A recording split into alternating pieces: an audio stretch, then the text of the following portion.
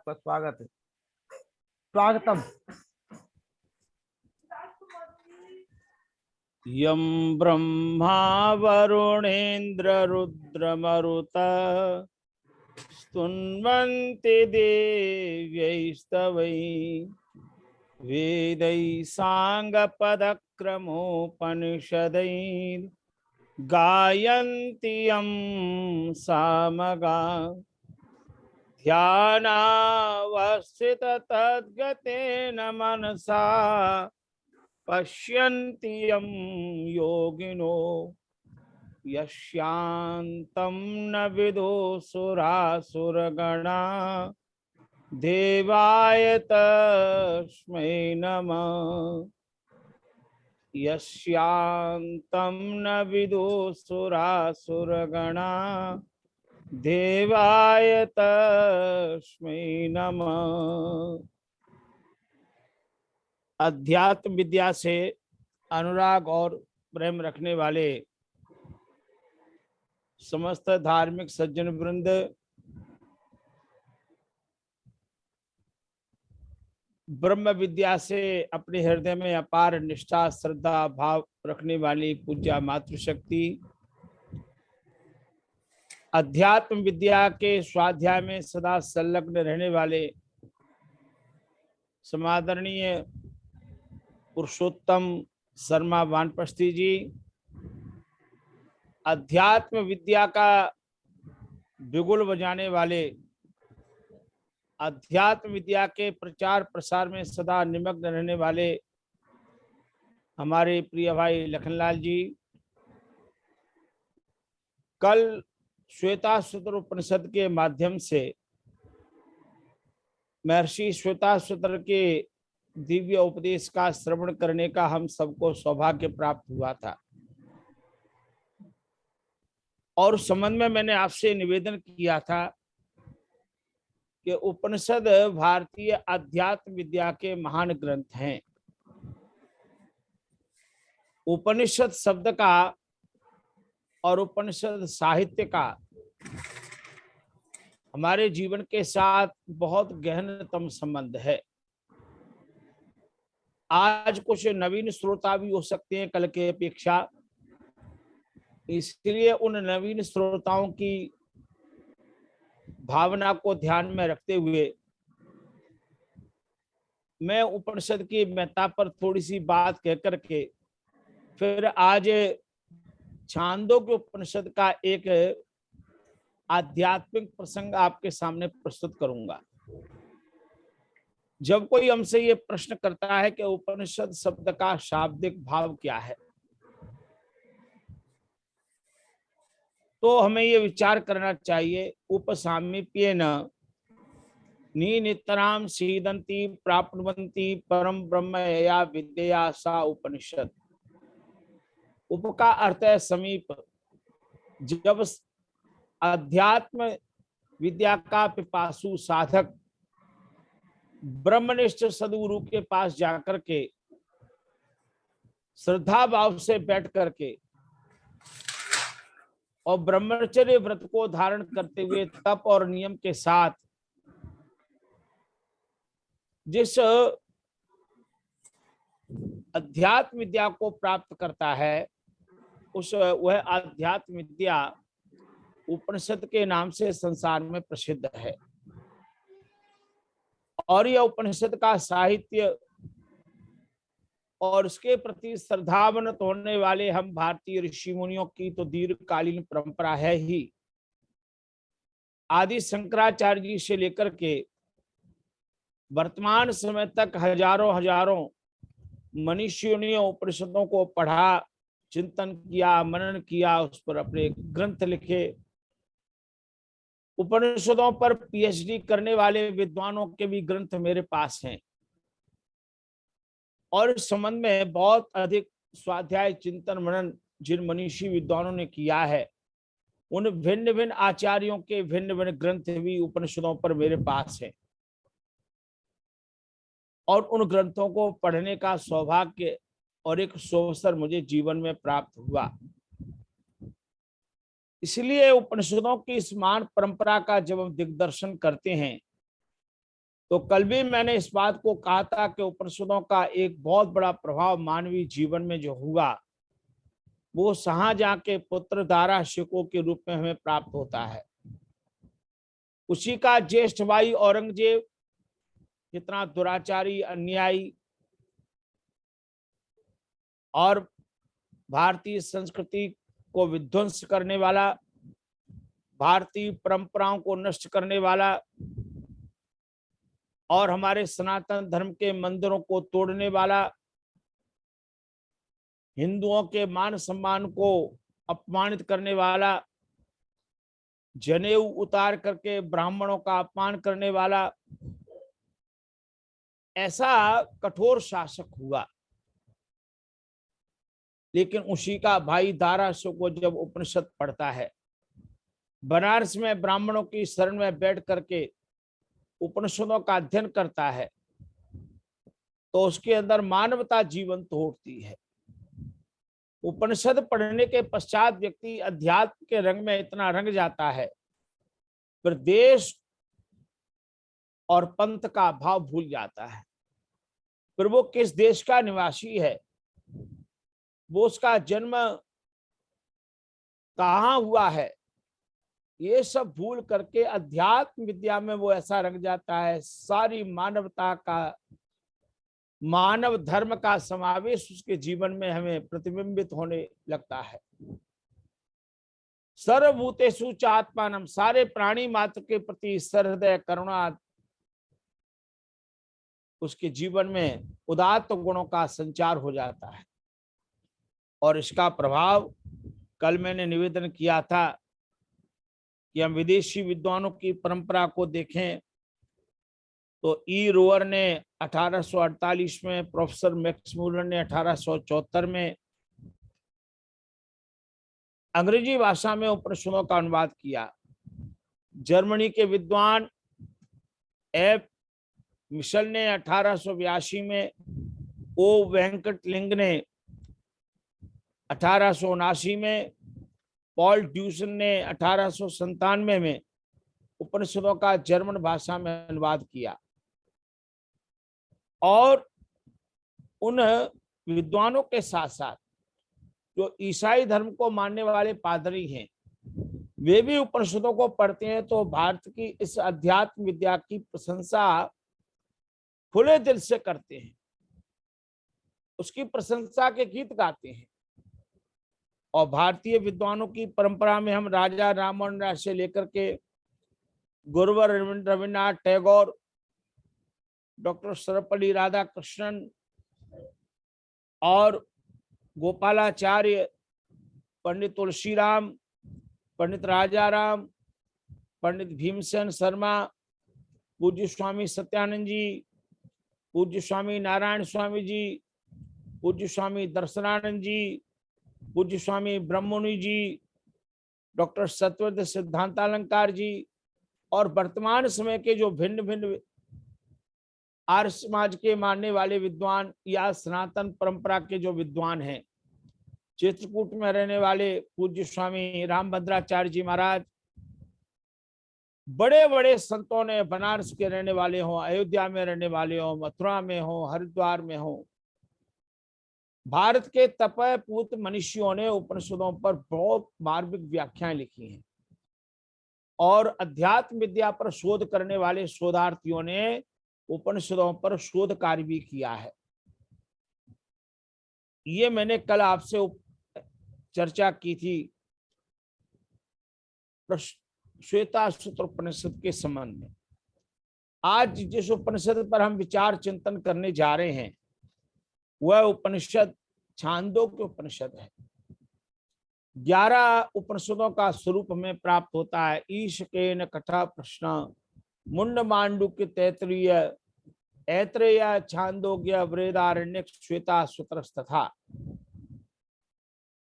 इन्हें ईशोपनिषद, कठोपनिषद, केनोपनिषद, ऐत्रेयोपनिषद, तैत्रीयोपनिषद, मुंडक उपनिषद, मांडुक्य उपनिषद, प्रश्नोपनिषद, छांदोग्य उपनिषद, वृहदारण्यक उपनिषद, श्वेता सूत्र उपनिषद, ये सभी अध्यात्म विद्या के महान प्रतिपादक उपनिषद हैं और ये चारों वेदों के साथ भिन्न भिन्न संबंध रखती हैं।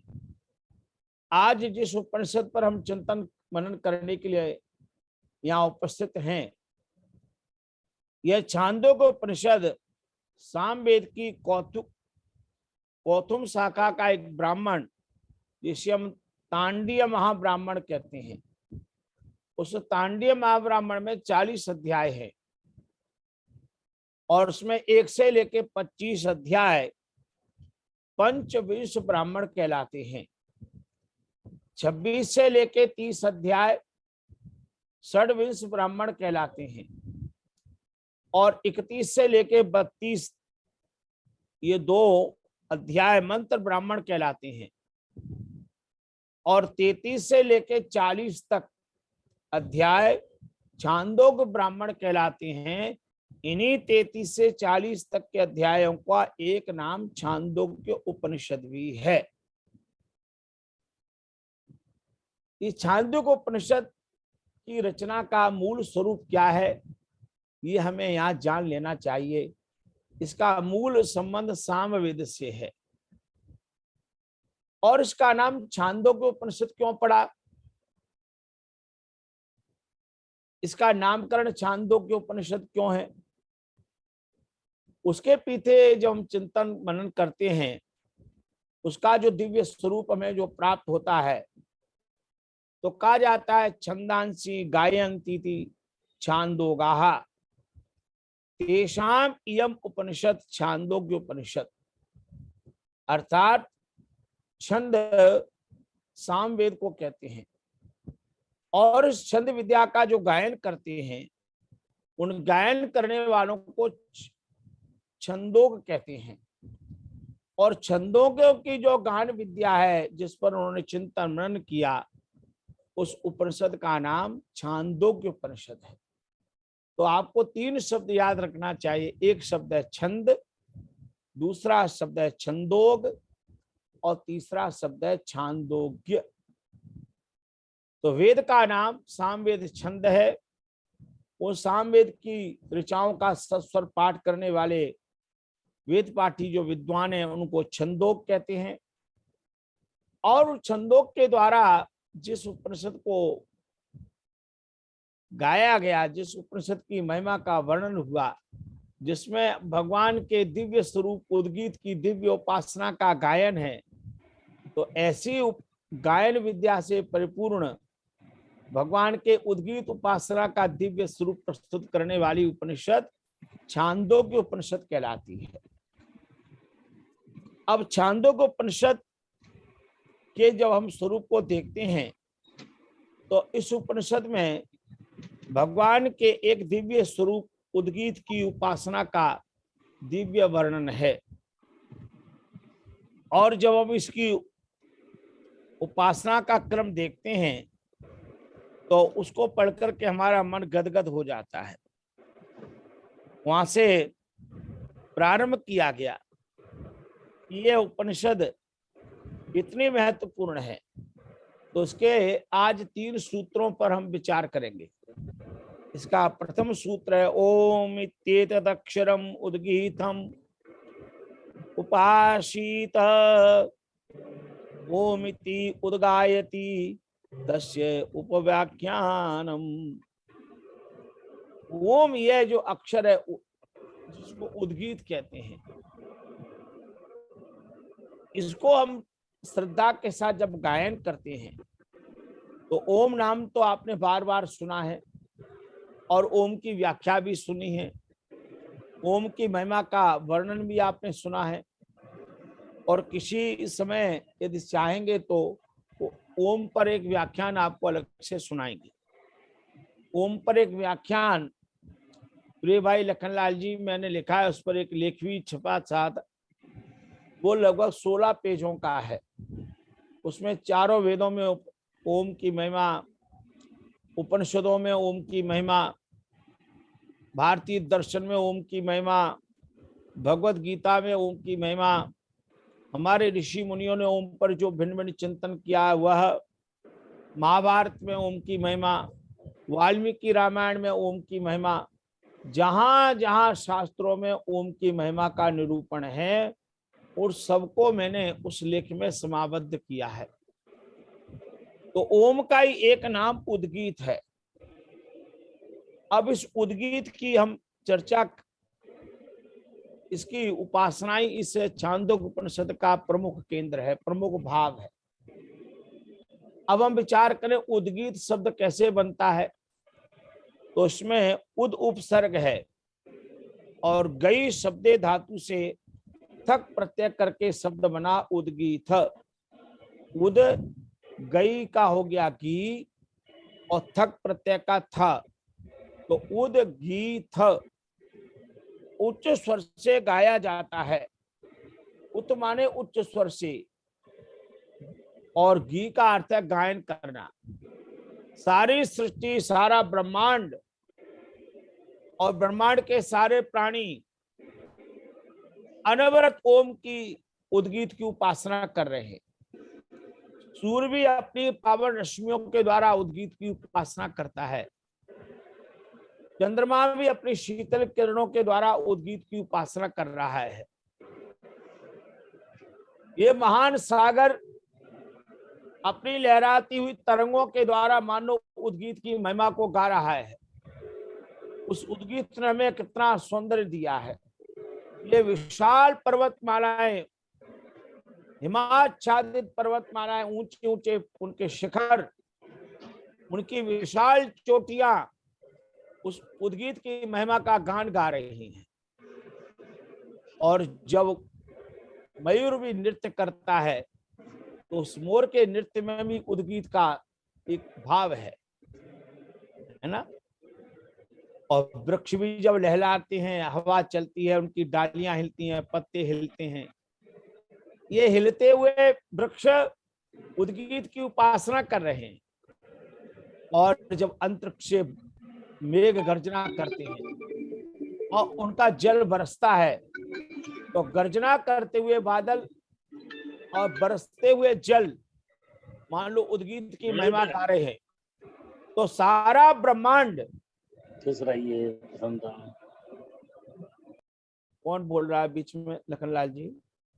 कोई बात नहीं, वो आपको पुराने में देर तक फरमा।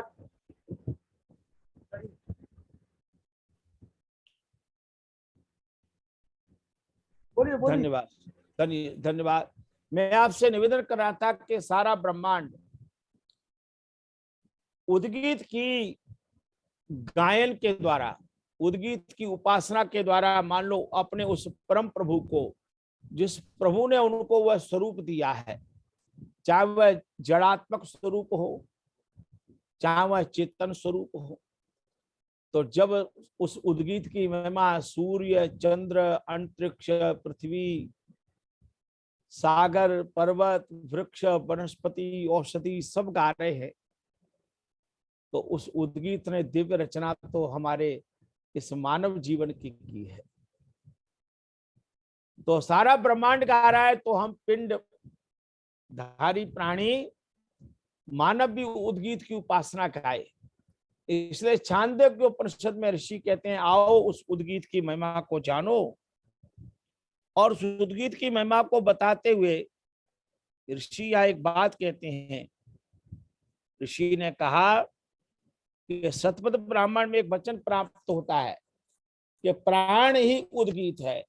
उस उद्गीत की महिमा प्राणों के द्वारा गाई जाती है।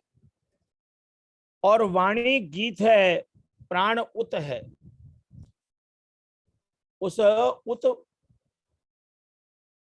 ये प्राण का स्वरूप है और वाणी गीत है। उसके द्वारा उद्गीत में प्राण और वाणी दोनों का समावेश हो जाता है। और यह उद्गीत की कितनी दिव्य महिमा है, कहा इसकी व्यापकता का वर्णन करते हुए शास्त्र में कहा गया कि आदित्य ही उत है, अग्नि घी है और चंद्रमा थम है। कितना दिव्य स्वरूप है। ये जो आदित्य सूर्य है ये उत का स्वरूप है और अग्नि घी का स्वरूप है, चंद्रमा थम का स्वरूप है, और तीनों मिल गए तो बन गया उद्गीत। इसका दूसरा स्वरूप कहा गया कि साम उत है और ऋक घी है और वाणी यजुर्वेद जो है वो थम है। अब इसमें त्रय विद्या का समावेश हो गया, साम उत, ऋक घी और यजुर्वेद थम, तो बन गया उद्गीत। मानो तीनों वेद, ऋग्वेद, यजुर्वेद, सामवेद उद्गीत की उपासना गा रहे हैं त्रय विद्या के रूप में। जब अध्यात्म में इसका हम दर्शन करते हैं तो प्राण उत है, वाणी घी है और हमारा मन थम है। हमारे शरीर के ये तीन जो केंद्र हैं, एक केंद्र हमारा प्राण है, प्राण ही उत का स्वरूप है। हमारे शरीर के अंदर एक वाणी है, वाणी ही मान लो घी है, और एक हमारा मन है, मन का थम है। उद्गीत में तीन शब्द है, एक उत, एक घी और एक था। तो हमारा प्राण उत हो गया, उच्च स्वर से प्राण की शक्ति लगती है उद्गीत की उपासना में। उच्च स्वर से गाओ, जैसे पेड़ हिल रहे हैं, समुद्र की लहरें आगे बढ़ रही हैं, ऐसे उच्च स्वर से जब आप गायन करते हैं, ओ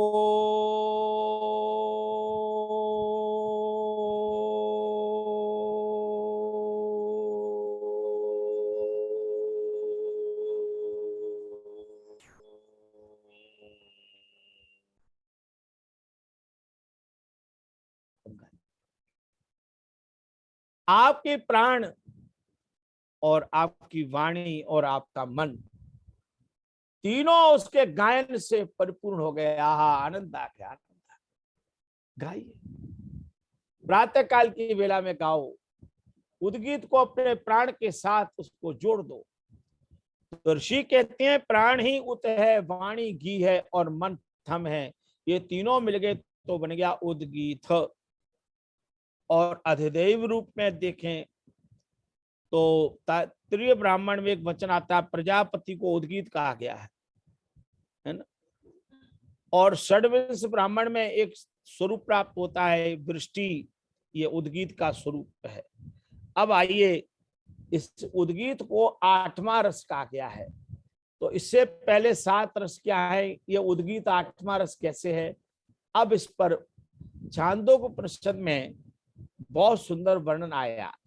कहा, ऋषि कहते हैं, येषां भूतानां पृथ्वी रसः, पृथिव्या आपो रसः, अपाम औषधय रसः, औषधीनां पुरुषो रसः, पुरुषस्य वाक् रसः, वाचः ऋक्रसः, ऋचः सामरसः, सामना उद्गीत रसः। ये छांदोग्योपनिषद का ये प्रथम प्रपाठक का द्वितीय सूत्र है। यहां ऋषि कहते हैं कि आओ, उस उद्गीत की महिमा को जानना चाहते हो तो उद्गीत तो इस सृष्टि का 8वां रस है। तो उससे पहले 7 रस कौन कौन से हैं? तो कहा, जब हम पृथ्वी, सब आकाश आदि जितने महाभूत हैं, उन सब महाभूतों का रस पृथ्वी माता है। आप इस बात को समझ लीजिए, छांदोग्योपनिषद में पृथ्वी माता को पहला रस कहा है। इसलिए पृथ्वी के जो पर्यायवाची शब्द है, इसका नाम पृथ्वी क्यों पड़ा है? पृथु विस्तारे धातु से पृथ्वी शब्द बना, जिसका विस्तार है, बहुत विशाल है, इसलिए ये इसका नाम पृथ्वी है। ये सब कुछ धारण करती है अपने अंदर, इसलिए पृथ्वी का एक नाम धरा और धरणी है, और एक नाम धरित्री भी है। 3 नाम है, धरा, धरणी, धरित्री। ये पृथ्वी माता अनेक प्रकार के वसुधनों को धारण करती है, इसलिए एक नाम इसका वसुधा और एक वसुंधरा भी है। इसके गर्भ में अनेक प्रकार के रत्न समाये हुए हैं, इसलिए पृथ्वी माता का एक नाम रत्न गर्भा भी है। यह बहुत महान है, इसलिए पृथ्वी का एक नाम मही है। लेकिन सबसे दिव्य नाम पृथ्वी का यदि कोई है, जिसमें दिव्यता भरी हुई है, जिसमें रस की व्याप्ति है, तो माताओं, सज्जनों, हमारे विद्वान आचार्यगण जो यहाँ बैठे हैं, उसका एक नाम रसा है। पृथ्वी का एक नाम रसा, ये रस से व्याप्त है, सारे रस इसमें विद्यमान है। इसीलिए उपनिषद के ऋषि कह रहे हैं, एषा भूतानां पृथ्वी रसाः। इन पांचों महाभूतों का जो रस है वो पृथ्वी है। पृथ्वी में कितनी रस की व्याप्ति है। रसमती रसयति रसा विशाला, विवलति चपल पयोधर्माला, भवति सपदि जनताप विलयनम, मृग्यति मृगपतिरुपरिनिलयनम, रसमति रसयति रसा विशाला। ये पृथ्वी माता रस से परिपूर्ण है। इसके अन्न में रस है, इसके फलों में रस है, इसके फूलों में रस है। क्या बात है। फूलों में भी रस की व्याप्ति अलग अलग प्रकार से है। गुलाब के फूल का रस और उससे बने हुए गुलकंद के रस का क्या कहना। क्या उसमें स्वाद है, क्या उसमें सुगंध है। और फलों के रस को देखें तो फलों में अंगूर में अपना रस है, मौसमी में अपना रस है, आम का मौसम है, आम में अपना रस है। और आम में भी बड़ी विविधता है। हर क्षेत्र में आम अलग अलग प्रकार के हैं, उनमें रस की व्याप्ति कैसे परमात्मा ने कर दी है। आजकल बाजार में तरबूज मिल रहा है, तरबूज में अपना रस है, खरबूजा में अपना रस है, केले में अपना रस है। और शाक में देखें तो मूली में अपना रस है, गाजर में अपना रस है। जितनी सब्जियां हैं, हर सब्जी में अपना अपना रस है। अन्न के अंदर आ जाएं तो गेहूं में अपना रस है, चने में अपना रस है, दालों में अपना रस है। अरहर की दाल में अलग रस है, मूंग की दाल का अलग रस है। क्या परमात्मा की रस की व्याप्ति। इसीलिए ऋषि कहती है पृथ्वी भगवान के रसों का दिव्य केंद्र है। और एक बात समझ लेना, यहां आकाश में एक ही रस है और वायु में दो रस है। आकाशात वायु, वायु में दो रस है। और आकाशात वायु, वायु और अग्नि, अग्नि में तीन रस हैं। जल में चार रस हैं और पृथ्वी माता में पांचों रसों की व्याप्ति है। ये रस की महिमा है, ये रस का दिव्य स्वरूप है। इसलिए कहा, ये जब हम पृथ्वी माता का दर्शन करते हैं तो ये दिव्यता से परिपूर्ण रस है। और पृथ्वी के बाद अगली यात्रा करें तो पृथ्वी के बाद जो दूसरा दिव्य स्थान है वह है जल। जल के रस की व्याप्ति है। पृथ्वी माता जलम वही जीवनम, जल का ही नाम एक जीवन है। मान लीजिए पृथ्वी माता, आप पृथ्वी को खोदते जाओ तो जल मिलेगा। मानो जल ने पृथ्वी माता को अपने चारों ओर से व्याप्त कर लिया, ढक लिया है। इसीलिए पृथ्वी को व्याप्त करने वाला जो जल है उसको यहाँ ऋषि कहते हैं, ये जल ही जीवन का परम रस है, परम रस की व्याप्ति है उसमें। और ऋषि को यहाँ बड़े विस्तार के साथ ऋषि ने कहते हैं, भूतानां पृथ्वी रसः, पृथिव्या आपा रस। पृथ्वी का द्वितीय रस आपा जल है। और जल की बड़ी दिव्य महिमा है। हम जल के द्वारा स्नान भी करते हैं, जल के द्वारा वस्त्र प्रक्षालन भी करते हैं, जल के द्वारा साग सब्जियों को धोते भी हैं, फलों को प्रक्षालन करते हैं, और जल के द्वारा ही आटा गूंदते भी हैं, जल के द्वारा सब्जी बनती भी है, और जल के द्वारा ही अन्न उत्पन्न भी होता है, और भोजन के पश्चात जल का हम ग्रहण भी करते हैं।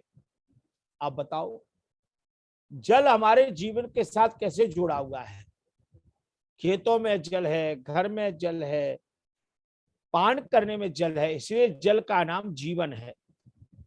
तो पहला रस पृथ्वी है और दूसरा रस जल है, दूसरा रस।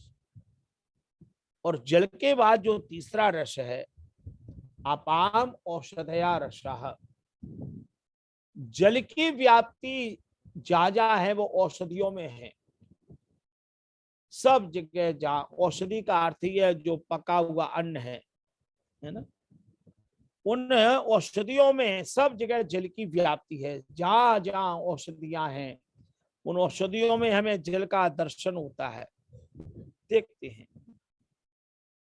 और औषधियों से प्राय जितने अन्नादि खाद्य पदार्थ हैं, उनका नाम औषधि है, जो एक बार फल दे करके निवृत्त हो जाती है, उनको औषधि कहते हैं।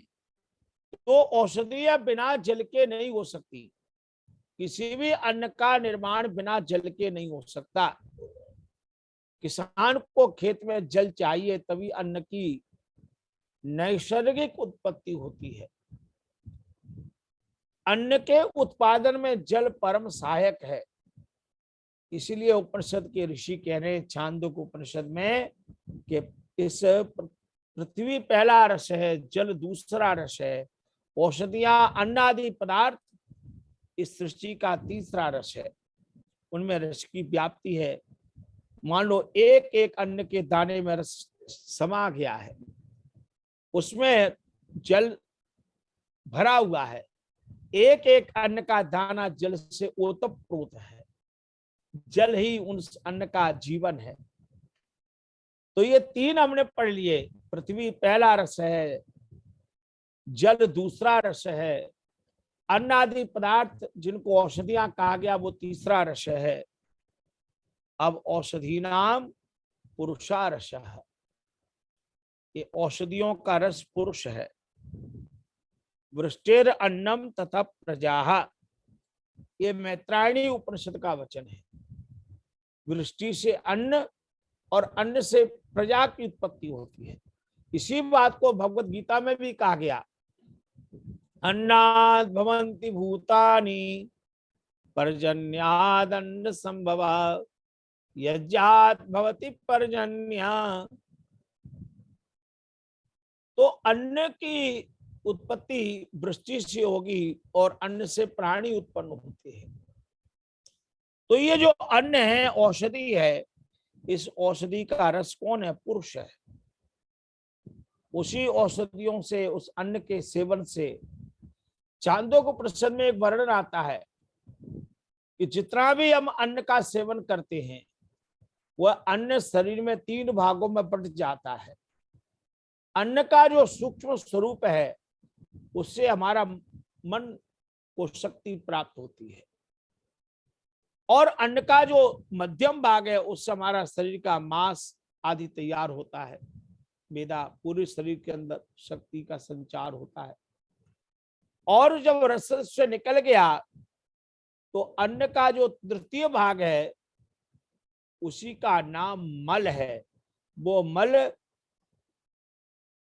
अब बाहर निकल जाता है शरीर से।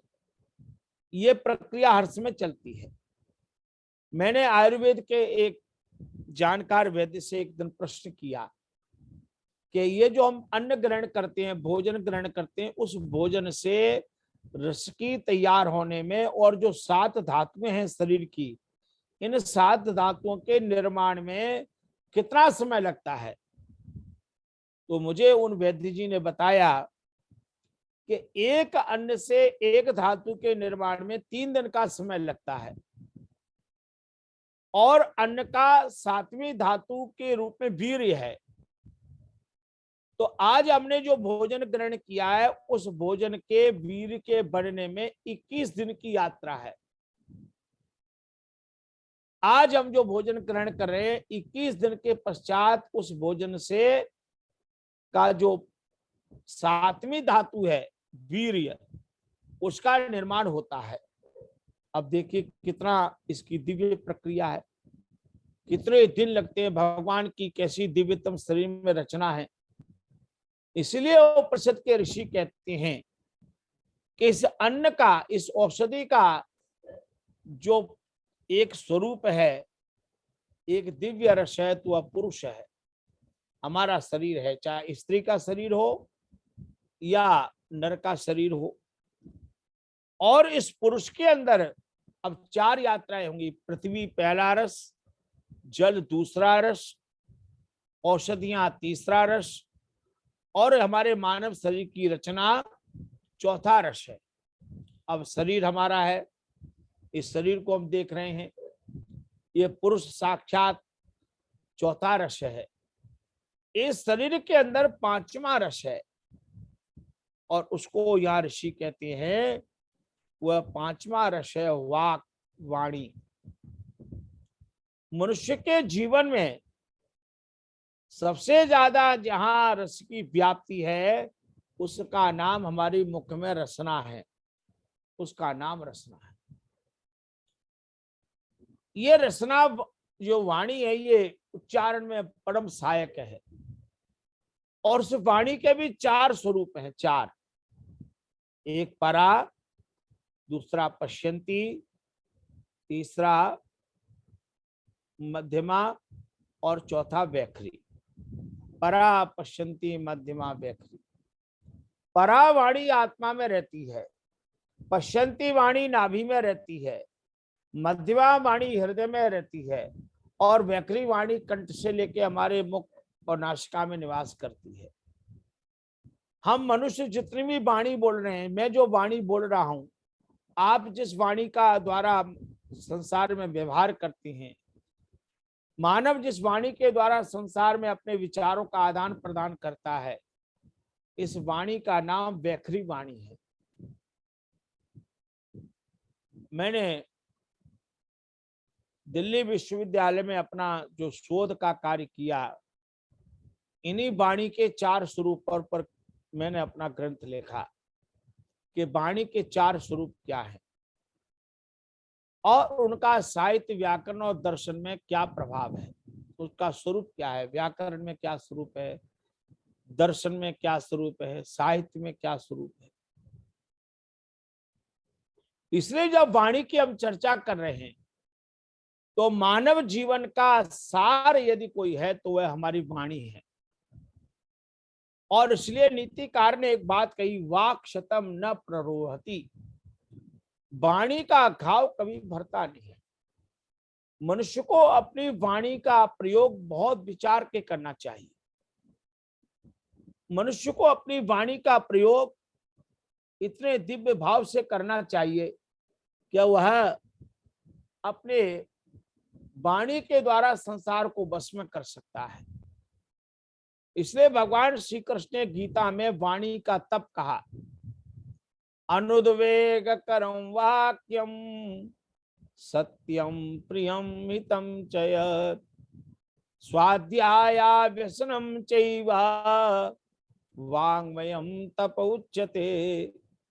भगवान कृष्ण गीता में कह रहे हैं, अनुद्वेग करम वाक्यम, किसी को उद्विग्न करने वाले वचन मत बोलो, किसी को संतापित करने वाले वचन मत बोलो, किसी के मन को दुखाने वाले वचन मत बोलो। अनुद्वेग करम वाक्य, सत्यम प्रियम हितम चेत, जो आप बोलो वो सत्य हो, प्रिय हो, हितकारी हो, कल्याणकारी हो।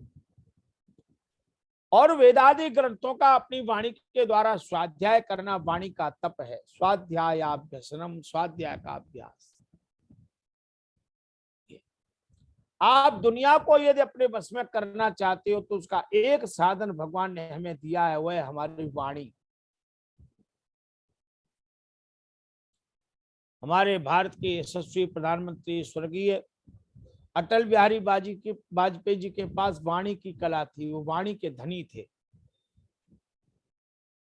वो अपनी वाणी के द्वारा अपने शत्रुओं को भी अपने सम्मोहित कर लेते थे। भारत की लोकसभा में, संसद भवन के अंदर जब बोलते थे तो उनके पक्ष के लोग तो उनकी प्रशंसा करते ही थे, विपक्षी दल के नेता भी वाजपेयी जी की वाणी की सराहना करते थे, उनकी प्रशंसा के गीत गाते। जब वो युवा थे, भारत की संसद में पहली बार गए, तो भारत के प्रथम प्रधानमंत्री पंडित जवाहरलाल नेहरू जी ने उनकी बड़ी प्रशंसा की थी। और एक दिन जिस बात युवा वाजपेयी जी की प्रशंसा जब पंडित नेहरू जी कर रहे थे, तो वो ये नहीं जानते थे कि आने वाले समय में यही व्यक्ति भारत का प्रधानमंत्री बन जाएगा अपनी वाणी के कौशल से। और से भारत की पार्लियामेंट में प्रकाशवीर शास्त्री जी की वाणी, उनका तप, भारत की पार्लियामेंट में प्रकाशवीर शास्त्री जी ने जो व्याख्यान दिए, आदरणीय लक्ष्मीबल सिंघवी जी ने ग्रंथ उसका प्रकाशित किया, भारत की संसद में प्रकाशवीर शास्त्री के व्याख्यानों का, और उसका विमोचन जब माननीय अटल बिहारी वाजपेयी जी प्रधानमंत्री थे तो उनके आवास पर उस ग्रंथ का विमोचन हुआ।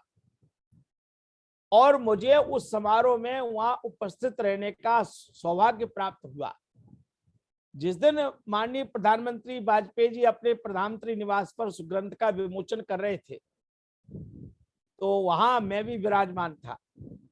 और मुझे आज भी वो बात याद है कि अटल बिहारी वाजपेयी जी ने अपने व्याख्यान में एक बात कही कि भारत के लोग मेरी वाणी की प्रशंसा करते हैं, मेरे भाषणों के गीत गाते हैं, लेकिन मैं ये कहना चाहता हूं कि आदरणीय प्रकाशवीर शास्त्री जी जब संसद भवन में बोलते थे, उनकी जो गर्जना होती थी, तो उनके सामने मेरी वाणी भी मौन हो जाती थी। क्या उनका स्वरूप था, क्या प्रकाशवीर शास्त्री जी की गर्जना होती थी। तो दुनिया में वक्ता बनना, अपनी वाणी के द्वारा दूसरों को संबोधित करने की कला, ये वाणी का दिव्य स्वरूप है। इसलिए सज्जनों, वाणी का प्रयोग मधुर वचन है औषधि, कटुक वचन है तीर। ये मीठा वचन औषधि का कार्य करता है, कड़वे वचन तीर के समान होते हैं। और यदि आप रामचरितमानस में किसी की वाणी का प्रताप देखना चाहें, तो वह है हनुमान जी की वाणी। भगवान श्री राम और उनके भाई श्री लक्ष्मण जी के साथ जब प्रथम परिचय का समागम हनुमान जी के साथ होता है, तो मर्यादा पुरुषोत्तम श्री राम अपने भाई अनुज लक्ष्मण से हनुमान जी की वाणी की प्रशंसा के गीत गाते हैं। क्या हनुमान जी की बोलने की कला है। हनुमान जी अपनी वाणी के द्वारा दूसरे को कैसे वश में कर लेते हैं।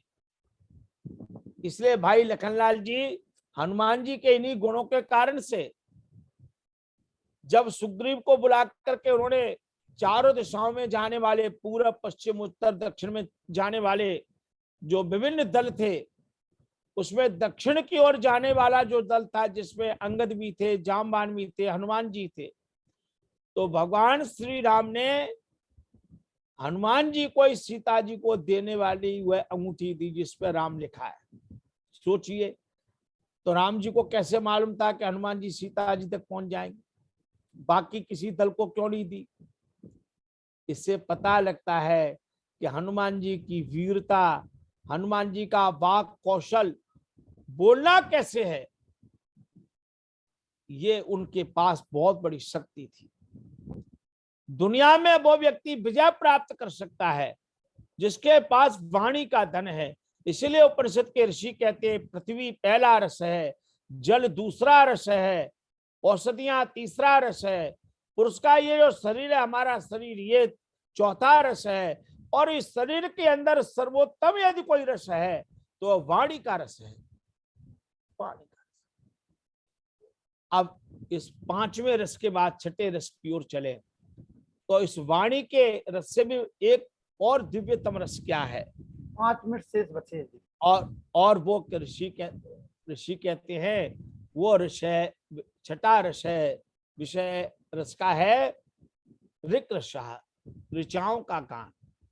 ऋग्वेद की ऋचाओं को पढ़ना, ऋग्वेद के मंत्रों का पाठ करना, ये ऋचाओं का सस्वर पाठ करना, ऋचाओं का गान करना। अग्निमीडे पुरोहितम यज्ञस्य देव मृत्युजम होतारम रत्नधातमम, ये ऋग्वेद का पहला मंत्र है। इसलिए ऋग्वेद को प्राचीनतम ग्रंथ का, Rigveda is the oldest book in the library of the world. Rigveda सबसे ओल्डेस्ट बुक है, प्राचीनतम पुस्तक। शर्मा जी आज का समय पूरा हो गया है जी, 9 बज गए। बंद कर देता हूं यही। कल आज इसको कल बढ़ा दीजिए। नहीं, ये विषय खत्म हो गया 1 मिनट के अंदर, फिर क्यों कल अलग विषय चलेगा। जी तो ये ऋक है, छठा रस है, और साम सातवां रस है। साम की ऋचाओं का गायन करना, साम वेद को पढ़ना, ये सातवां रस है। और साम वेद के बाद अब उसकी लंबी व्याख्या नहीं करूंगा, जिसको पढ़ना है वो छांदोग्य उपनिषद स्वयं पढ़ लीजिए। और आठवां जो रस है वो उद्गीत है। उद्गीत अष्टमा रसः, उस उद्गीत को आठवां रस कहा गया है। अब ये जो रस है ये कितना दिव्यतम रस है, और इसी को 33 उपनिषद में कहा गया रसो वै सा, वह परमात्मा स्वयं रस स्वरूप है। रसम एवायम लब्ध्वा आनंदी भवति, परमात्मा के परम रस को जान करके आनंद को प्राप्त हो जाते हैं। और रस के जो भिन्न भिन्न अर्थ हैं, रस शब्द के 10 अर्थ हैं। पहला अर्थ है रस का सार, दूसरा अर्थ है कारण, तीसरा अर्थ है आधार, चौथा अर्थ है जीवन रस, पांचवा अर्थ है आश्रय, छठा अर्थ है स्थिति, सातवां रस है गति, आठवां अर्थ है भूषण, और नौवां अर्थ है सुंदर, और 10वां अर्थ है तेज। इसलिए रस शब्द के 10 अर्थ है, तेज भी रस का अर्थ है। तो ऐसा परमात्मा जो रस है, आप जब यज्ञ करते हैं प्रातः काल तो एक मंत्र बोलते हैं, आपो ज्योति रसा अमृतम ब्रह्म भूर्भुवः स्वरोम स्वाहा। वहां भगवान का एक तीसरा नाम रसा आता, आप ज्योति रसः। भगवान स्वयं रस स्वरूप हैं और वो परम रस भगवान का है। तो आज मैंने आपके सामने छांदोग्य उपनिषद का एक प्रसंग रखा, और उसमें पृथ्वी पहला रस, जल दूसरा रस, औषधिया तीसरा रस, हमारा शरीर ये पुरुष ये चौथा रस, वाणी पांचवा रस, ऋग्वेद की ऋचाएं छठा रस, सामवेद का गायन सातवां रस, और उद्गीत ओम का उच्च स्वर से गायन करना ये आठवां रस है। इन 8 रसों को हम जाने, उद्गीत की उपासना करें, और एक बार आइए मिलकर के उद्गीत का उच्च स्वर से गायन करेंगे। उद्गीत का ओ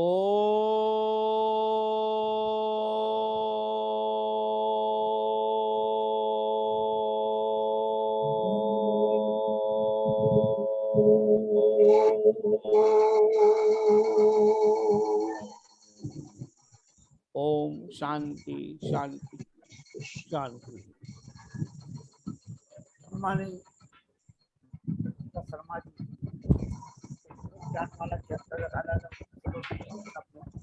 व्याख्या करते हुए और बहुत ही अनेक उदाहरणों के साथ आप डॉक्टर अखिलेश शर्मा जी जलगांव महाराष्ट्र।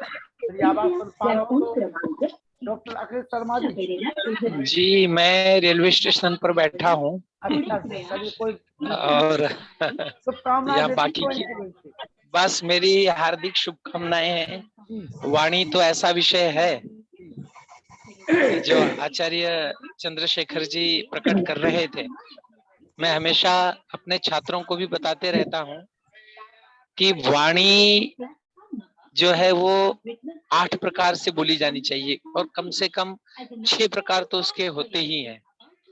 वैसे तो अलग अलग विषयों की अलग अलग बातें हैं, परंतु वाणी स्पष्ट हो, वाणी संदर्भ युक्त हो, वाणी धैर्यता पूर्वक हो, वाणी माधुर्यमक्षर व्यक्ति पदच्छेदस्तु सुस्वर धैर्यं लय समर्थम च षडेते पाठका गुणाः। तो जैसी वाणी रहेगी, जिस प्रकार से सुसंस्कृत, इसीलिए तो नीति शतक में बड़ा सुंदर कहा गया है कि वाण्ये का समलं करोति पुरुषम या संस्कृता धार्यते क्षीयन्ते खलु भूषणानि सततम वाग्भूषणम भूषणम। वाणी को परम भूषण कहा गया है। तो यह कार्य आपका जो चल रहा है, निश्चित रूप से इस कार्य में दिन दुनी रात चौगुनी उन्नति होती रहे और हम वाणी के महत्व को जानते रहें। आदरणीय शर्मा जी ने बड़े ही उत्तम भावों को यहाँ पर व्यक्त किया। हमारे ललितपुर का नाम आज पूरे देश में जो फैला हुआ है, निश्चित रूप से आप सभी ललितपुर वासी, विशेष रूप से हमारे आर्य जी, हमारे वानप्रस्थी जी, आप दोनों का पुरुषार्थ और बाकी अन्य जनों का भी पुरुषार्थ है। आप सबका पुरुषार्थ ऐसा ही बना रहे और हमसे भी यथा योग्य हम सेवा करते रहेंगे। धन्यवाद जी। कहीं यात्रा में है इस समय, कहाँ जा रहे हैं आप? मैं नांदेड़ जा रहा हूँ जी। कार्यक्रम है? कल कार्यक्रम है वहाँ पर। चलिए, कल कार्यक्रम है वहाँ पर। हम सब लोगों की अग्रिम बधाई सफल कार्यक्रम के लिए, और जल्दी लौट करके आप आए तो हम आपको नए शब्दों के साथ, नए नीति शब्दों के साथ आपको पुनः सुनेंगे। डॉक्टर व्यासनंदन शास्त्री जी। जी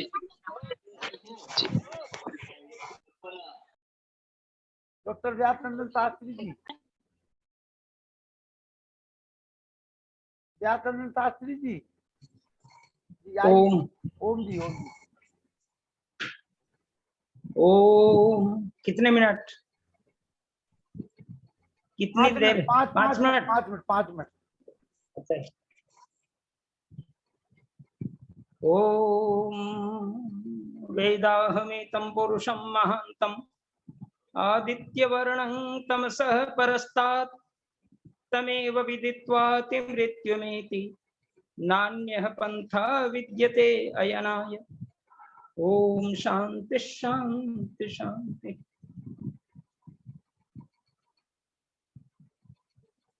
अस्यां व्याख्यानमालायां सम्माननीयाः विद्वत्वरेण्याः अस्माकं मध्ये कृतवन्तः व्याख्यानं माननीयाः चंद्रशेखर शर्मा महाशयाः, सम्मान्याः सर्वे विद्वांसः, सर्वाः विदुष्यश्च। अहं सम्प्रति बिहार राज्य आर्य प्रतिनिधि सभायां स्वप्रकोष्ठे अस्मि। एतद्द्वारा अहं संस्कृत माध्यमेन अद्य अहं वदामि। अति विशिष्टम्, अति माधुर्यपूर्णं छान्दोग्योपनिषदः व्याख्यानं विद्वत् वर्यैः मान्याः अस्माकं धन्यवादाः श्रीमन्तः चंद्रशेखर शर्मा महाभाग माध्यमेन अस्माभिः श्रुतं, तैः भणितं संस्कृतं माधुर्यपूर्णं भाषा विद्यते और अस्माकं सर्वाणि धर्म कर्माणि संस्कृत भाषायामेव निहितानि सन्ति। अतस्तु अद्य उपनिषद विषये, विशेष रूपेण छान्दोग्य उपनिषद विषये अति माधुर्यपूर्णं व्याख्यानम् अस्माभिः श्रुतम्। एतद्द्वारा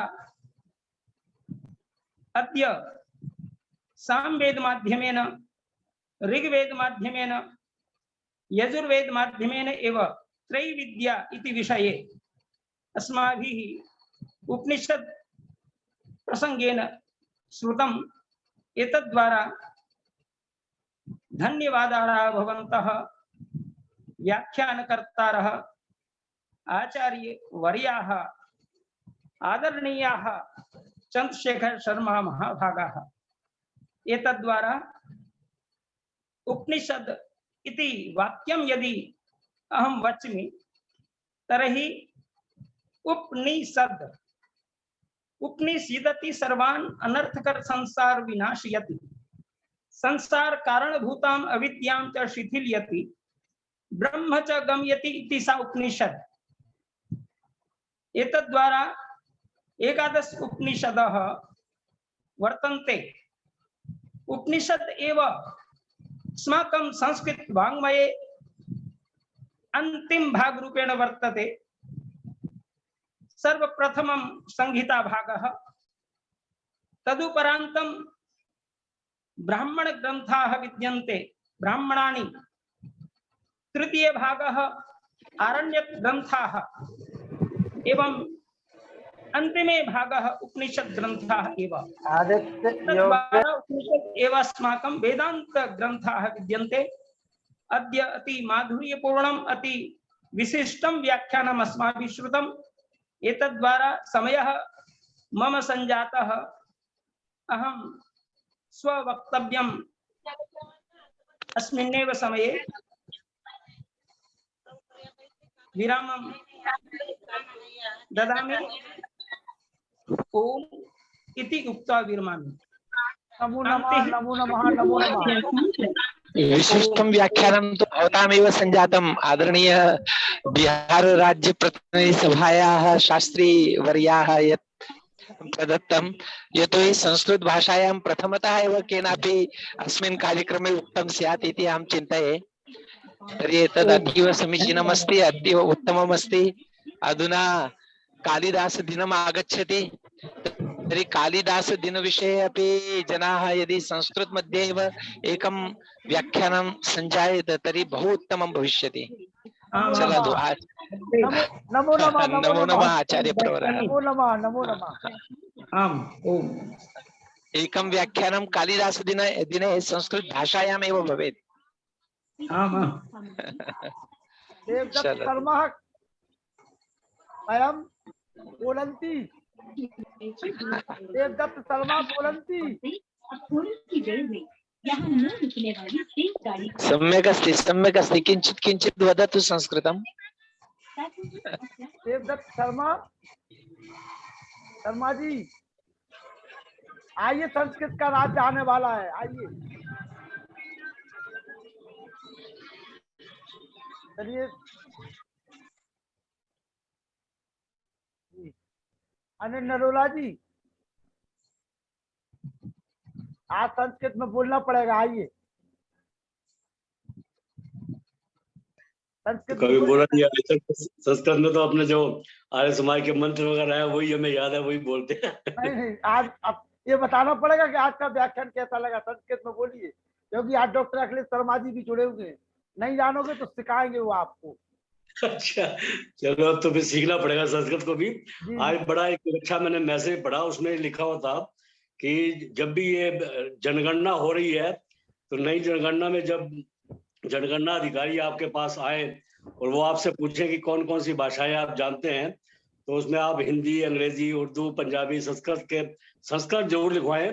क्योंकि इसको अगर आप संस्कृत पूरी नहीं भी जानते तब भी आप ये माने कि आप संस्कृत जानते हैं, क्योंकि आप मंत्र वगैरह तो संस्कृत में बोलते ही हैं। उससे फायदा ये होगा कि संस्कृत विभाग के लिए, संस्कृत के भाषा के उत्थान के लिए देश में कुछ गवर्नमेंट फंड्स जारी करती है और वो उसी हिसाब से जारी करती है जितने प्रतिशत लोग संस्कृत बोलने वाले होते हैं। और उसमें बताया गया था कि इवन फारसी अरबी भाषा के लोग जो है उनको, वो अपनी भाषा फारसी अरबी बताते हैं तो उनको फंड ज्यादा मिल जाते हैं, और अपने संस्कृत भाषा वालों को फंड मिल नहीं पाते क्योंकि उसकी परसेंटेज देश में बहुत कम है। तो इसलिए उसमें अपील की गई थी कि आप जितने भी हिंदू लोग हैं सभी जब पूछने आए जनगणना अधिकारी, तो आप उसमें संस्कृत अवश्य मेंशन करें कि संस्कृत जानते हैं आप, ताकि उसी हिसाब से उसकी परसेंटेज हायर आ सके। चलिए, डॉक्टर व्यासनंदन शास्त्री जी ने संस्कृत की महत्ता और उस पर मुहर लगा दी हमारे डॉक्टर अखिलेश शर्मा जी, जलगांव महाराष्ट्र में। और आप सभी लोगों ने सुन लिया है हमारे अनिल अरोड़ा जी को कि जब भी जनगणना हो तो उसमें आप अपनी मातृभाषा संस्कृत के लिए जरूर करें। चलिए मुनि पुरुषोत्तम जी,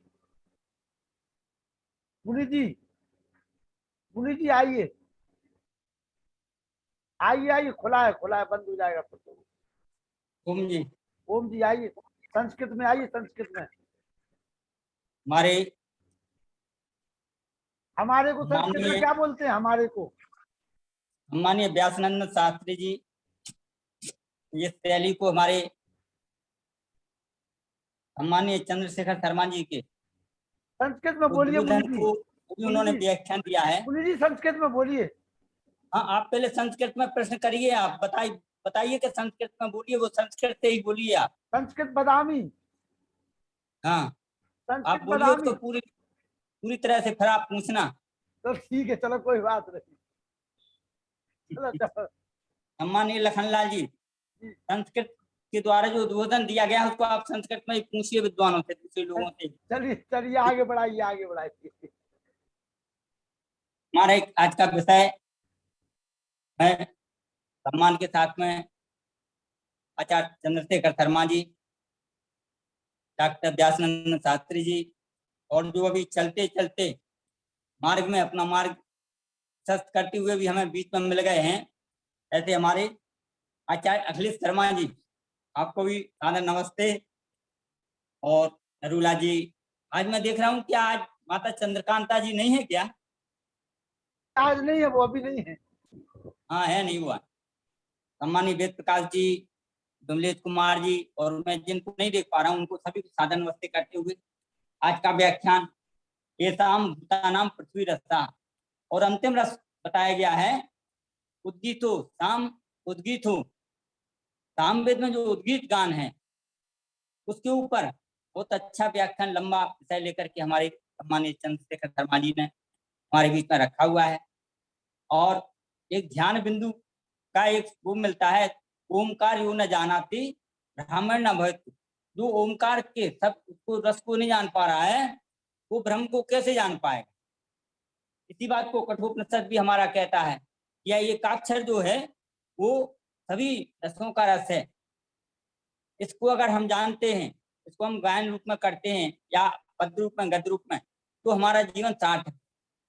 तो मैं आज के इस विषय के बीच में सभी महान भावों को, सम्मानीय चंद्रशेखर जी, हमारे आचार्य वेद व्यासनंदन जी, और हमारे सम्मान के योग अखिलेश शर्मा जी, सभी को साधुवाद, आभार व्यक्त करते हुए मैं आज के व्याख्यान का उपसंहार करते हुए चाहूंगा। समय हो गया है, सभी को सादर नमस्ते।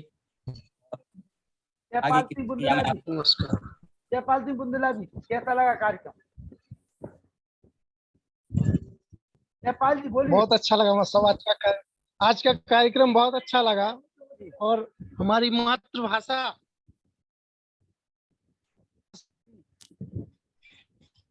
जो बताया बहुत ही अच्छा लगा। संस्कृत क्योंकि सभी सर्वव्यापी, जो अपने शास्त्र हैं, 6 शास्त्र, 18 पुराण, 22 रामायण, 4 वेद, और जितने भी शास्त्र हैं संस्कृत में ही लिखे गए हैं, और इन सब का उद्बोधन संस्कृत में सुना तो बहुत ही अच्छा, मन प्रसन्न हो जाता है।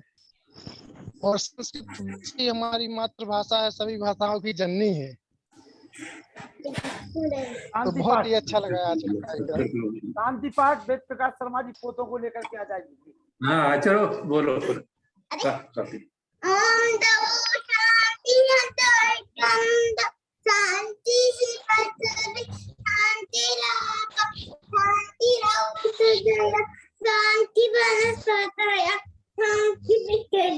देवा शांति ब्रह्म शांति शांति शांति रेव शांति श्याम शांति रेव शांति शांति शांति। जो बोले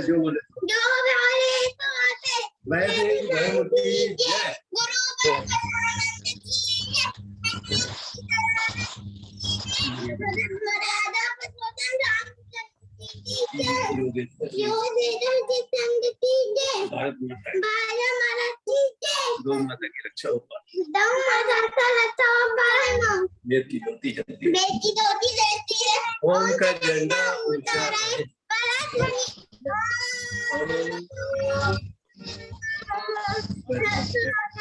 देवी अभिवादन सबको नमस्ते दी ओम ओम सर्वेभ्यो नमः। सबको नमस्ते जी। बच्चों बहुत अच्छे। बच्चे मन के सच्चे। बच्चों ने जिस प्रकार से ज्ञान किया, मैं वेद प्रकाश जी के प्रति आभार व्यक्त करता हूँ। संतोष सत्यान जी नमस्ते। संतोष ये सत्यान जी बच्चों को नमस्ते। बिठाइए और बच्चे बैठते हैं, सुनते हैं। मेरी भी पोती बिल्कुल, 17 बिल्कुल जी, बिल्कुल। 17 महीने की है, वो जी, यहाँ जी, जी। आवाज करती रहती है, घूमती रहती है। अभी बोल नहीं पाती, लेकिन उसको पता रहता है बाबा कुछ बोल रहे हैं। जी जी जी। बहुत अच्छा वेद प्रकाश जी, बहुत अच्छे। धन्यवाद। और अपने लखनलाल जी, लखनलाल जी, हाँ बोलिए बोलिए।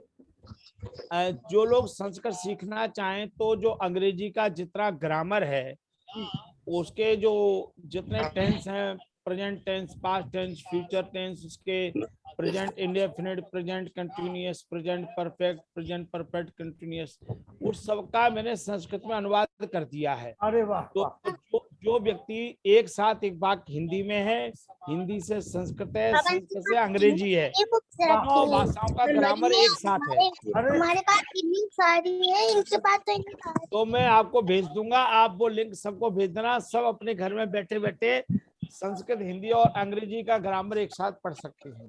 चलिए बहुत बढ़िया है, ये तो अच्छी चीज है, आप भेजिए। बहुत से लोग चाहते हैं कि इसको सीखे, हम बोले। वो मैं आपको अभी लिंक भेज दूंगा, आप सबको भेज देना। जितने लोग सुन रहे हैं सबको भेज दीजिए। थोड़ी सी मेरी गुरुजी संस्कृत थोड़ी कमजोर है, इंटर पास में किया हूँ संस्कृत से, तो मैं भी ले लूंगा कॉपी थोड़ा, जिससे मेरा अच्छा ज्ञान आ सके। हाँ, धीरे धीरे अभ्यास हो जाएगा। शनै शनै अभ्यास भवति। चलिए बहुत बहुत आभार आप सभी का। कल पुनः ठीक 7:45 बजे आप सभी से मुलाकात होगी और सम्मानित आचार्य चंद्रशेखर शर्मा जी को एक नए विषय के साथ में आप नए के साथ कल सुनेंगे 7:45 बजे। समय का ध्यान रखिए। धन्यवाद।